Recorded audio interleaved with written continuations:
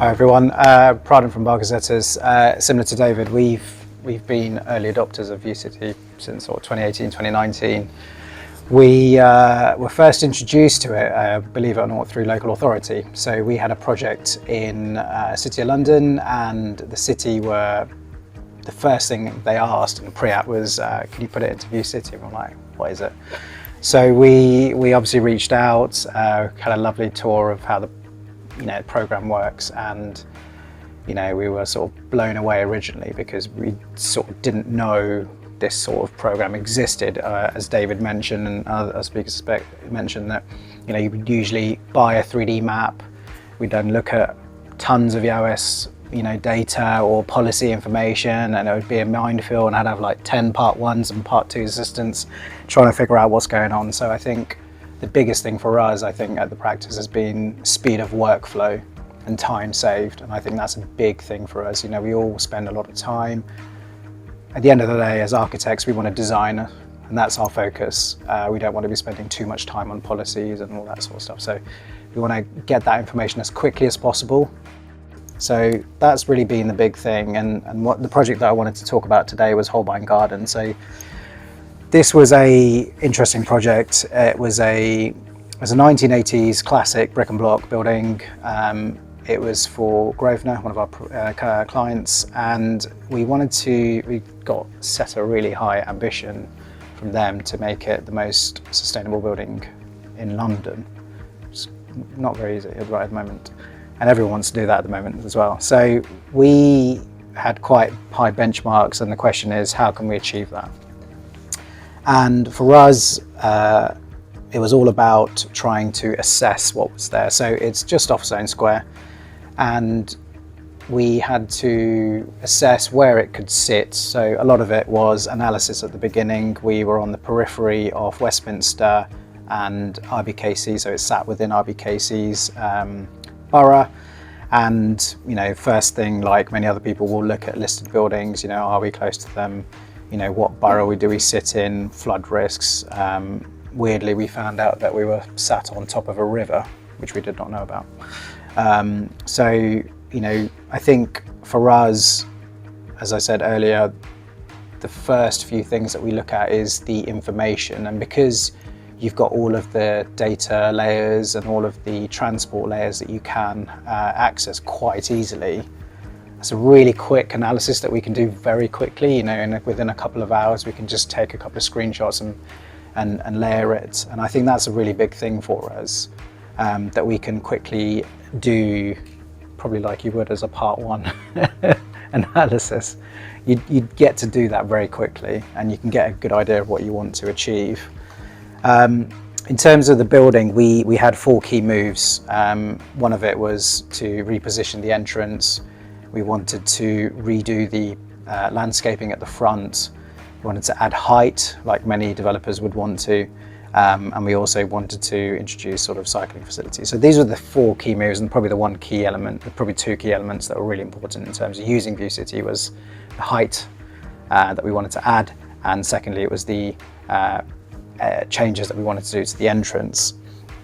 So before VU.CITY, we would buy maps, we would add it, we would take some very odd skew-if views from Rhino, and then planners would ask us, is this verified? And we'd be like, yeah, well, maybe not.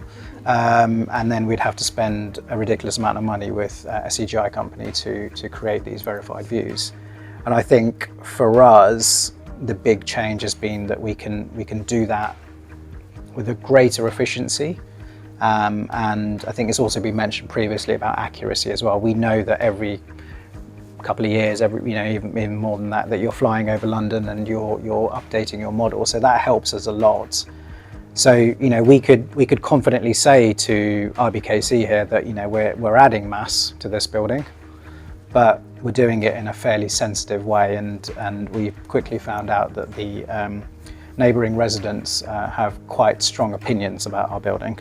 So we had to be quite careful about how we portrayed our scheme, and be confident that we weren't actually affecting their rights of light. So we actually worked with GIA a lot on this, where we partnered with them to understand what the effects were to the neighbouring properties, and also where properties weren't really affected, we had to be confident enough to say, actually, no, you're not talking about anything really of worth here. So we had to sort of portray that. So this is a very quick street view that we used. So ordinarily we would have to send this out to a CGI company, but we could very quickly do this in VU.CITY.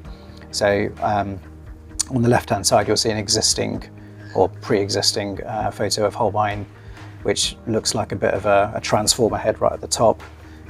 So we adapted all of the top and added some mass. So it was an attic story extension first, and then a setback pavilion at the top. And I think what VU.CITY allowed us to do is very quickly go through those massing options, drop it in the location and see how it would affect it. And again, flipping it round the corner, we could see how it affected the local area. So we could be quite confident in saying, actually, we're being quite sensitive, we're being quite conservative. And we didn't have to worry about materials in this instance. It was all about mass and appropriateness. So that, I think, was really, really key. We've been using the VU.CITY camera a lot. And I think, what's really nice is that working with VU.CITY, it's evolved over these past few years. So where we've had to manually drop in the coordinates, now it's a lot quicker. We can just drop it in it's geolocated. So that's been really great to see that transformation and evolve, how the system's evolved as well. And there's some really fantastic tools that are coming up.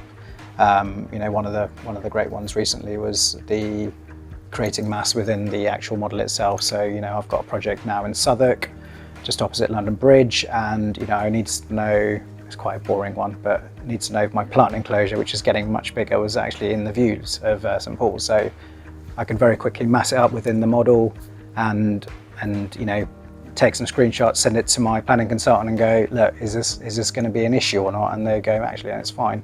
And we've had a pre-app with Southwark, and they've gone, yeah, it's absolutely fine, thank you for sharing it with us, and then we can sort of move on to planning. So I think that's really the key thing for us. Is what VU.CITY has done is definitely sped up our workflow. It's made it a lot quicker and easier, and more importantly, I don't have to spend a long time training up a part 1 or a part 2 to work with me on this. I can help them. Myself, Will, who's here as well, who's a big advocate of it, and there's a couple of us now in the office who use it a lot, and we can share it with clients and explain how things work in a very legible way. And I think that's really important, to communicate to a client whether it's feasible to do something or not in a visual way is fantastic, and that's been a big thing for us. So in summary, I think mass is really key for us. Assessing the building in its context, it's much quicker to do so. Street views, we can do a lot less CGI, verified CGIs, which is great. And as it started off with, in terms of sharing our model with City of London, we're finding more local authorities are asking for this at the moment. So yeah, it's been really interesting to sort of see how VU.CITY's evolved over the sort of 4 or 5 years. And yeah, we're really interested to see how it can go further.